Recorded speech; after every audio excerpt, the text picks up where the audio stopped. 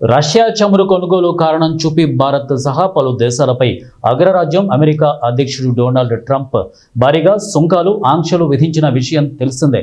Trump నిర్ణయంపై Ukraine అధ్యక్షుడు Zelensky తాజాగా స్పందించారు. ట్రంప్ నిర్ణయాన్ని సమర్థించారు. మాస్కో నుంచి చమురు కొనుగోలు చేసే భారత్ వంటి దేశాలపై ఆంక్షలు సరైన నిర్ణయమే అంటూ వ్యాఖ్యానించారు.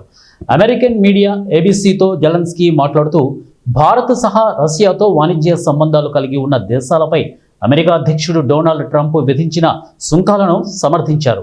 ఈ చర్యను సరైన నిర్ణయంగా అభివర్ణించారు.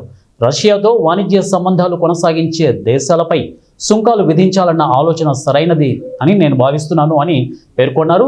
ఇటీవలే టియాన్జిన్లో జరిగిన షాంఘై సహకార సంస్థ సదస్సు సందర్భంగా ప్రధాని మోదీ, చైనా అధినేత జిన్పింగ్, రష్యా అధ్యక్షుడు పుతిన్ కలిసి వేదిక పంచుకోవడంపై విలేకరుల ప్రశ్నకు జెలెన్స్కీ స్పందిస్తూ ఈ వ్యాఖ్యలు చేశారు.